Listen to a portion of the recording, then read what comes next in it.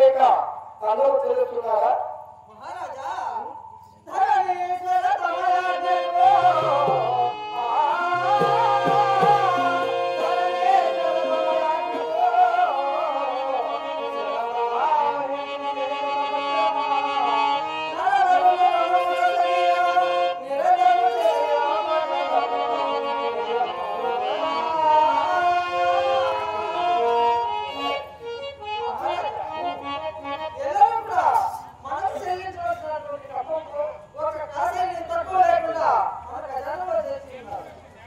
ఒక్క వచనములకు 4 పర్యాయములు అనగా 3 మాసములకు ఒక్కసారి 56 దేశములలో ఉండబడినటువంటి మన సామంతరాజులందరూ కూడా ఇక సకల దిక్కేసారి చక్రవర్తి దుర్గోములకి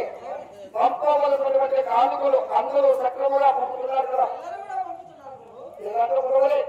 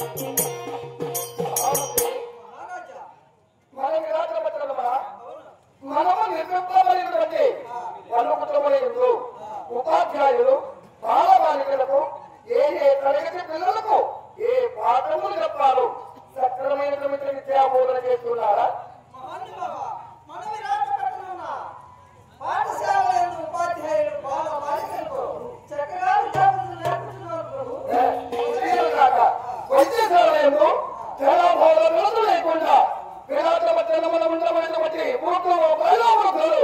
ఇక ఎప్పటికైనాడు ఏ రోజులకు ఏ ఔషధము కాబోయేదో సక్రమైనటువంటి ఔషధములు అందిస్తూ వైద్య నిపుణులు రోగి నివారణ చేస్తున్నారా? వైద్యశాల వైద్య నిపుణులు ఏ సమయానికి ఏ రోగికి ఏ అవసరం అటువంటి ఔషధాలను నొసవచ్చు రోగ పీడితుల నుండి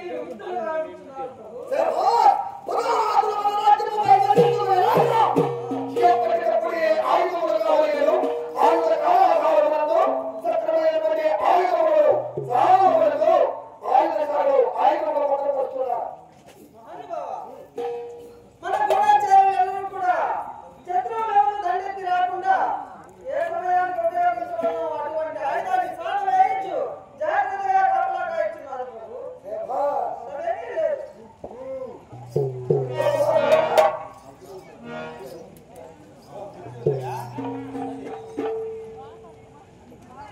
మహారాత్రి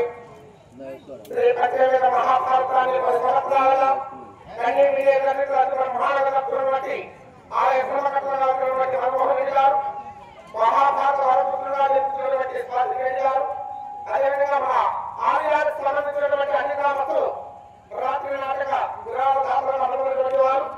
పెద్దలు కరుణీయులు రాజవారి పల్లివాస్తులు కోటివారి పల్లివాస్తులు ఆలయ గ్రామ ప్రాంతంగా 116 రూపాయలు కాలం చేశారు. వారికి మన ప్రత్యేక మహాభారతానికి సంబంధించినటువంటి గ్రామాలు మహారాష్పల్లి, మహా గుండూరు, అద్వారపల్లి, తిరుమాపురం, గంగాపురం, కలకడ, బాటవారపల్లి మరియు బత్తల గ్రామస్తులందరూ కూడా ప్రతి ఒక్కరు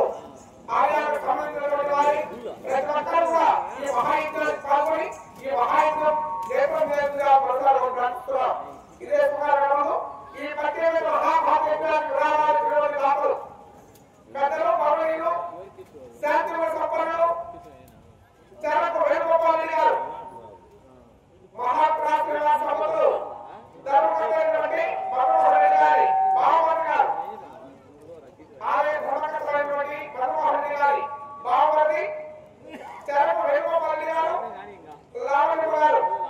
ఈ ప్రత్యేక మహాభారత యజ్ఞానికి 40,116 రూపాయలు 41